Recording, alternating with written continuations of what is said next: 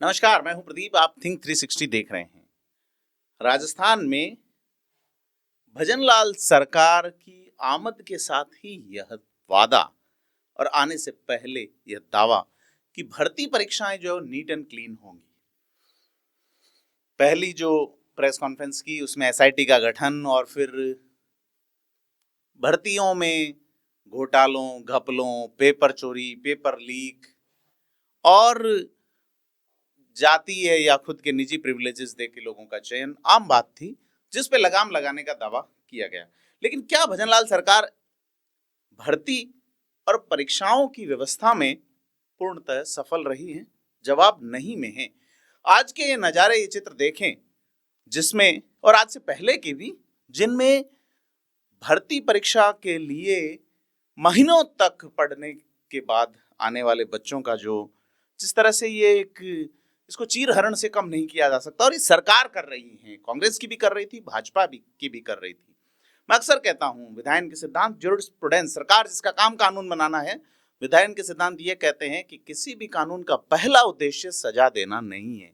पहला उद्देश्य है किसी भी कानून का, किसी भी नियम का या किसी भी उपनियम का पहला उद्देश्य है कि यह जो समस्या सामने है ये आगे से नहीं आए, यह जो क्राइम हो रहा है यह आगे से नहीं हो। तो क्या वो बंद हुआ?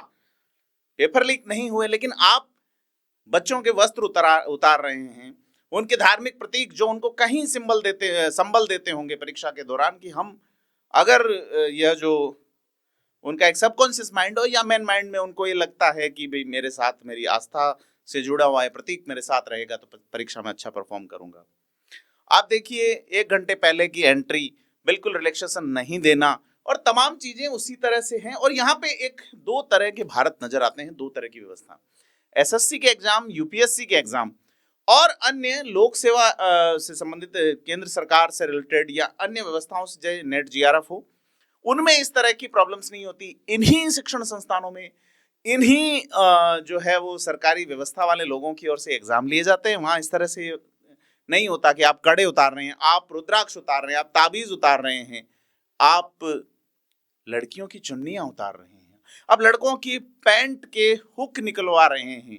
यह जो है बड़ी ही शर्मनाक स्थिति है कि मौजूदा सरकार में जो सरकारी सिस्टम है, जो सरकारी कारकुन है, वो किस लेवल तक अपनी नाकामी छुपाने के लिए नाकाम वो है कि अगर इसके बावजूद भी नकल हो जाती है तो नाकामी है। आप एक बच्चा जो कि कंपटीशन एग्जाम का सीधा सा फंडा है कि आप एग्जाम में बैठे 2 घंटे या 3 घंटे में आपका मानस किस तरह से परफॉर्म करता है, ये एग्जाम की 70% से अधिक सफलता की वजह वो है। अब आप देखिए कि एक बच्चे के कपड़ों को आधा काट दिया गया है और वो बड़ा सॉफ्ट मन वाला व्यक्ति है, वो उस 3 महीने में किस पीड़ा से, 3 घंटे के टाइम में, 3 घंटे की परीक्षा टाइम में किस मानसिक पीड़ा या मानसिक संताप के साथ एग्जाम देगा, बड़ा सवाल है। तो पेपर लीक बंद हुए हैं, लेकिन यह जो पीड़ा है इसकी ओर भजनलाल सरकार की नजर नहीं जा रही, महीनों से लगातार कायम है। आप ये देखिए, आप ये कहते हैं कि हमने पूर्ण एक जैसा निर्णय लिया, तो वो भी नहीं है। आप सब इंस्पेक्टर भर्ती रद्द नहीं करके पूर्णतया अपने वादे से मुकरे हैं, फेल रहे हैं। 50 से अधिक गिरफ्तारियां हुई हैं।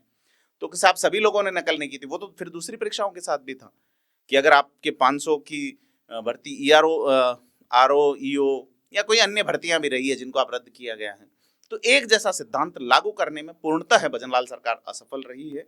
और ये जो चित्र हैं ये पीड़ा पहुंचाते हैं, ये पीड़ा संत्रास देते हैं कि किस तरह से ऐसे बच्चे जो कि भविष्य में सरकारी कुर्सियों पर बैठेंगे, वो इसी तरह से शारीरिक जो प्रताड़ना और वो उससे भी कहीं मानसिक प्रताड़ना बड़ी है, उसको झेलते हुए परीक्षा देने गए थे।